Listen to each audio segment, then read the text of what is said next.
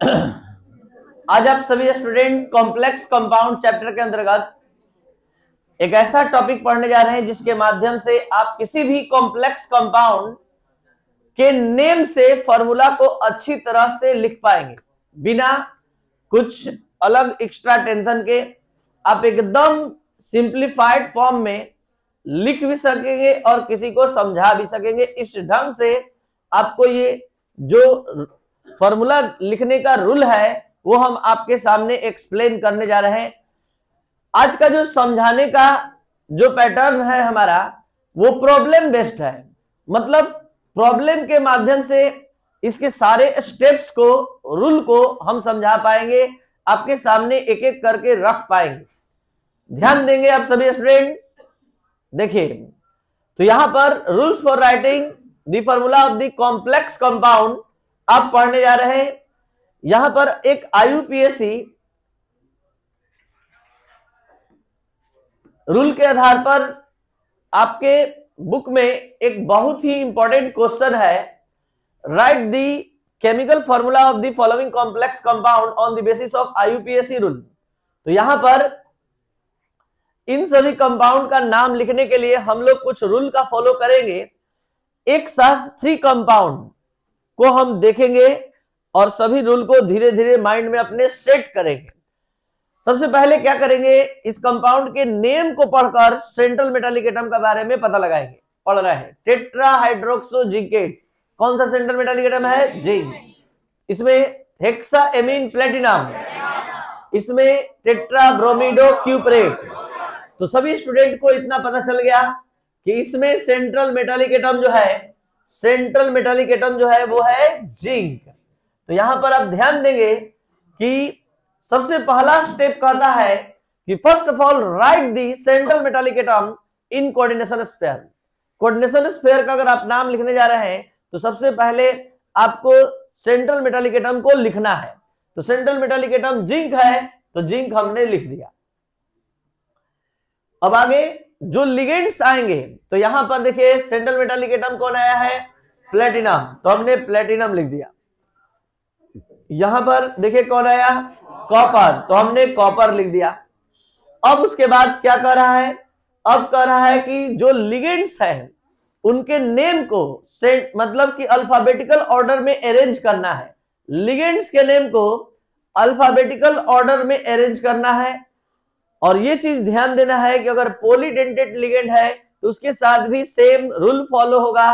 जैसे ethylene diamine का EN, तो E से, उसके बाद ग्लाइसिनेट आयन के G से, डाइथिलीन ट्राइएमीन के D से, ऑक्सलेट आयन के O से आप डिसाइड करेंगे कि वो कहां होगा, यानी उसका अल्फाबेटिकल ऑर्डर में उसके नेम का फर्स्ट लेटर डिसाइड करेगा। अगर 4-5 तरह के लिगेंड्स होंगे तब। फिलहाल हमारे कॉम्प्लेक्स में केवल 1 टाइप का लिगेंड आया है, इसलिए कोई टेंशन नहीं है। लिगेंड से संबंधित और भी रूल को जरा ध्यान से समझा जाए, और वो ये है कि अगर लिगेंड मोनोएटॉमिक हो, एक सिंगल एटम का हो, तो उसको डायरेक्ट उसी तरह लिख देंगे। लेकिन एक से अधिक एटम का लिगेंड अगर होगा तो हमेशा स्मॉल ब्रैकेट में लिखना है। ध्यान देंगे ये बात। अगर Cl होगा तो डायरेक्ट Cl लिख देंगे, Br लिख देंगे, लेकिन वही CO रहेगा कार्बोनाइल। एक बार भी CO होगा तो हम उसको छोटा कोष्ठ में ही लिखेंगे, क्योंकि कार्बन ऑक्सीजन 2 एटम से मिलकर बना है। H2O 3 एटम से मिलकर बना है, तो एक सिंगल टाइम भी H2O आएगा तो उसको स्मॉल ब्रैकेट में लिखना है। NH3, N और H 2 तरह के एटम से मिलकर बना है, तो ये स्मॉल ब्रैकेट में लिखा जाएगा। केवल NH3 डायरेक्ट नहीं लिखा जाएगा, कभी मत लिखिएगा। ये नहीं कि मतलब वो संख्या रहेगा तब लिखेंगे, संख्या अगर 4-5 नहीं है, सिंगल है, तो NH3 इसी तरह लिख दिए तो गलत हो जाएगा। अब जैसे हम क्या कहना चाह रहे हैं लिखते हुए समझिए। जैसे OH हाइड्रोक्सो को हम लोग क्या कहते हैं? OH। तो अब OH हम यहां लिखने जा रहे हैं। अगर एक बार भी OH होगा तो हम ऐसे ही लिखेंगे, ब्रैकेट में लिखेंगे ही लिखेंगे, कि 2 एलिमेंट से बना है, O और H से। बट पर ध्यान दीजिए। और उसके बाद यहां पर होल 4 लिख दिया हमने। अब धीरे धीरे हम हर एक रूल को हम लाएंगे। अभी हम एक साथ 3 कंपाउंड पर आपका ध्यान केंद्रित किए हैं, तीनों का नेम एक साथ लेके चल रहे हैं, अभी कंप्लीट नहीं हुआ है। अब यहां पर आते हैं हेक्साएमीन, यहां लिखेंगे NH3 का होल 6, ठीक है। यहां पर आए तो टेट्राब्रोमिडो, तो यानी कि Br4 केवल लिख दिए तो काम चल गया, Br4 केवल लिख दिए तो। यहां पर स्मॉल ब्रैकेट क्यों नहीं लिखे, क्योंकि Br सिंगल एलिमेंट का है, सिंगल एटम का है। तो यहाँ पर जरा हम यहाँ जो भी चीज दिया जा रहा है उसको ठीक से समझिए। अब देखिए यहां पर एक चीज है कि जो चार्ज लिखा जाता है कैसे लिखा जाता है सीख लीजिए। चार्ज को डिसाइड करने के लिए हम इस सभी का जो भी कोऑर्डिनेशन स्फीयर में सेंट्रल मेटालिक एटम है, लिगेंड है, उसके चार्ज को जोड़ते हैं, यानी कि उसका ऑक्सीडेशन नंबर का अलजेब्रिक सम निकालते हैं। अलजेब्रिक सम क्या होता है, उसमें प्लस और माइनस दोनों आता है। अब जिसका जो होता है सामने आ जाएगा हाइड्रोक्सो यानी OH। OH कितना बार है 4 टाइम्स, यानी कि -1 × 4। अब जिंक का इसके बगल में ही ऑक्सीडेशन स्टेट लिखा हुआ है +2। ये पूरा जोड़ घटाकर जितना आएगा वही उस पर चार्ज जाएगा। तो यहां पर पूरा आ रहा है -2, तो आप इसको 2- लिखेंगे। लिखने का तरीका है संख्या को पहले साइन को बाद में। जैसे जो स्टूडेंट नहीं समझ पा रहे समझिए, x + x + x, तो आप क्या लिखते हैं 3x लिखते हैं, ना कि x3 लिखते हैं। भले आज तक आप लोग -2 -4 बोलते रह गए, जो एकदम गलत है, 100% गलत है। 4 माइनस बोला जाता है, 2 प्लस नहीं बोला जाता है, सॉरी +2 नहीं बोला जाता है, 2 प्लस बोला जाता है। पहले संख्या बोला जाता है तब साइन बोला जाता है। तो यहां पर आप संख्या पहले लिखेंगे, नंबर पहले लिखेंगे, साइन बाद में। इसी बात को फिर से दोबारा समझने का मौका है। यहां पर हेक्साएमीन प्लेटिनम, तो हेक्साएमीन 0 × 6, प्लेटिनम का यहां से +4, टोटल सम कितना आया +4। तो यहां पर हम लिखेंगे 4+। आ रहा है समझ में अच्छे से।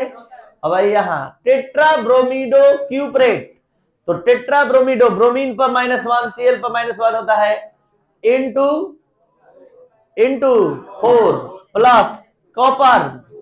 ये यहां से इसके ऑक्सीडेशन नंबर को देखकर लिखा जा रहा है और अलजेब्रिक सम निकला जा रहा है। तो ये आ जाएगा -2। अब सभी स्टूडेंट जरा ध्यान देंगे, ध्यान दीजिए इधर। यहां जिंकेट है तो हमारा कॉम्प्लेक्स निगेटिव आना चाहिए। आया है क्या? हेक्साएमीन प्लेटिनम हमारा कॉम्प्लेक्स या तो पॉजिटिव आना चाहिए या तो न्यूट्रल, पॉजिटिव आया है। यहां टेट्राब्रोमिडो क्यूप्रेट निगेटिव आना चाहिए, कॉम्प्लेक्स निगेटिव आया। कोई दिक्कत? अब इससे कुछ ज्यादा आपको अगले क्वेश्चन में सीखने के लिए मिलेगा। यहां ध्यान दिया जाए। अभी तक जो जो रूल पढ़े एक बार फिर से रिवाइज। सबसे पहले आपको कॉम्प्लेक्स स्फीयर का नाम लिखना है, तो आप सेंट्रल मेटालिक एटम को पहले लिखेंगे, फिर लिगेंड को अल्फाबेटिकल ऑर्डर में लिखेंगे। अगर पॉलीडेंटेड भी आ जाए तो भी उसको लिखेंगे, अल्फाबेटिकल ऑर्डर का ही फॉलो करेंगे। लिगेंड और सेंट्रल मेटालिक एटम के बीच देयर इज नो स्पेस, कोई स्पेस नहीं छोड़ेंगे, सब लगातार। जैसे नाम है, नाम देख रहे हैं एकदम सटाकर लिखा हुआ है, वैसे ही फॉर्मूला को भी लिखेंगे।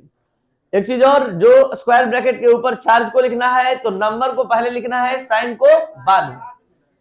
अब आप ध्यान दें, यहां पर थोड़ा सा डिफरेंट आ रहा है, कॉम्प्लिकेटेड आ रहा है, समझना है। एनसीईआरटी का क्वेश्चन देने का पैटर्न है कि आपको सब कॉन्सेप्ट क्लियर कर देता है क्वेश्चन के माध्यम से। हेक्साएमीन कोबाल्ट, बोलिए तो क्या लिखेंगे पहले? CO, उसके बाद हेक्साएमीन NH3 का, और यहां सल्फेट है। अब जरा पता लगाया जाए इस पर कौन सा चार्ज, इस पर तो हेक्साएमीन कोबाल्ट पर पहले पता लगा रहे हैं। 0 × 6 प्लस कोबाल्ट 3 इक्वल कोबाल्ट 3 ना, तो 3 केवल आया तो इस पर कितना आया +3। कुछ लोग धीरे से -3 बोल रहे हैं, ध्यान दीजिए। यहां पर हम उधर नहीं भेज रहे हैं, केवल अलजेब्रिक सम निकाल रहे हैं, अलजेब्रिक सम निकाल रहे हैं। तो यहां पर आया कितना 3+। अब आइए सल्फेट पर कितना चार्ज होता है ये जानने के लिए कभी भूल गए तो आप लोग को एक ट्रिक दे रहे हैं। सल्फेट का कोई कंपाउंड याद करिए, H2SO4 तोड़िए, 2H+ SO4 ZnSO4 को तोड़िए, Zn++ SO4 यानी SO4 पर कौन सा चार्ज होता है? CuSO4 Cu++ SO4 -2 होता है। और किसी आयन का जो चार्ज होता है वही उसकी वैलेंसी होती है, किसी आयन का जो चार्ज होता है वही वैलेंसी होती है। इस बात को पहले अलग से पहले समझिए। एल्युमिनियम का यहां पर 3+, ऑक्सीजन का वैलेंसी 2, यानी एल्युमिनियम का वैलेंसी 3, ऑक्सीजन का 2, क्रॉस वाइज अरेंजमेंट फॉर्मूला बना Al2O3। फिर से ध्यान दीजिए नए कंपाउंड पर Mg और नाइट्रोजन, मैग्नीशियम का वैलेंसी 2, 12 2 8 2, नाइट्रोजन 7 2 5 3, इसका valency 3, cross wise arrangement Mg3N2।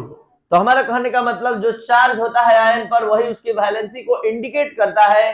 तो यहाँ इसका वैलेंसी हो गया 2 और यहाँ वैलेंसी हो गया 3, और इसी का वैलेंसी का क्रॉस वाइज अरेंजमेंट आपके सामने होने जा रहा है। इसका वैलेंसी आएगा इस पर और इसका वैलेंसी जाएगा इस पर, और जाते ही ये फॉर्मूला इस तरह से दिखेगा। इसका वैलेंसी चला गया इस पर और इसका वैलेंसी चला गया इस पर।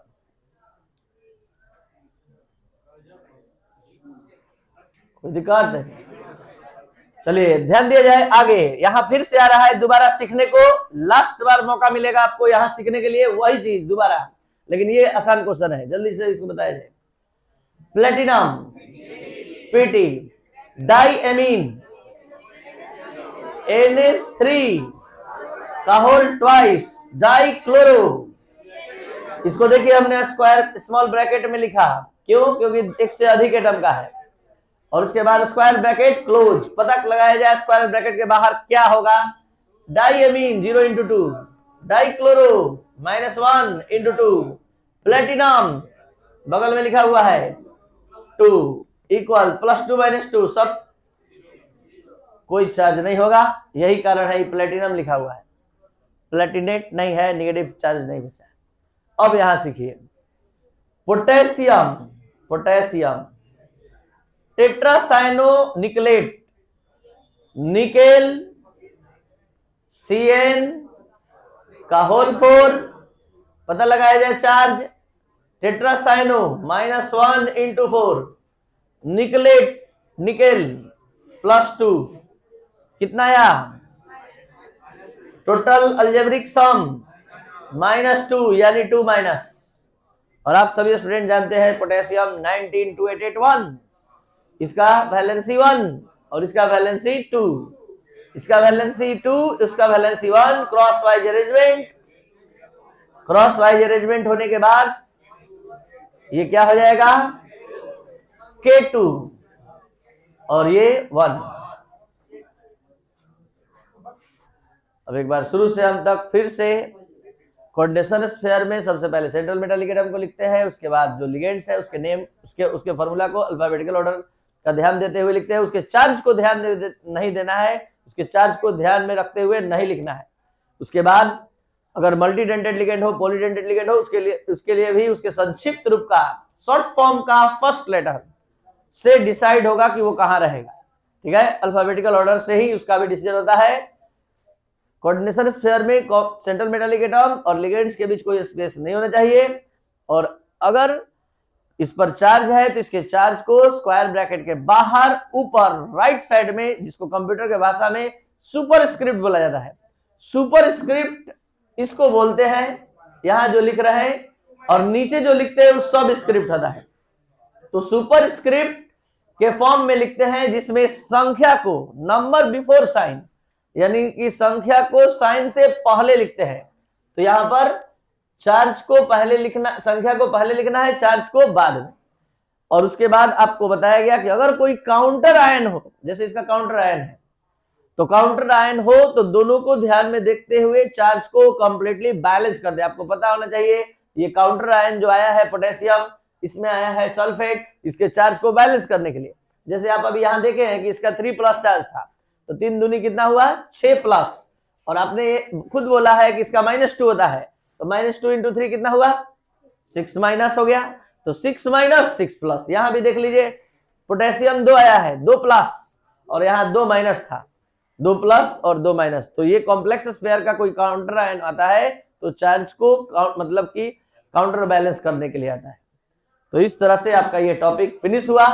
सारे रूल को फिर से पढ़ लेंगे। आप सभी स्टूडेंट से रिक्वेस्ट है कि ये 50 कंपाउंड का नेम से फॉर्मूला लिखने का प्रैक्टिस जरूर कर लेंगे अपने बोर्ड एग्जाम और IIT मेंस और एडवांस के लिए अच्छे से एकदम। और आप लोगों में से कोई अगर अच्छा लगा ये वीडियो तो आप जरूर से सब्सक्राइब करें। Thank you.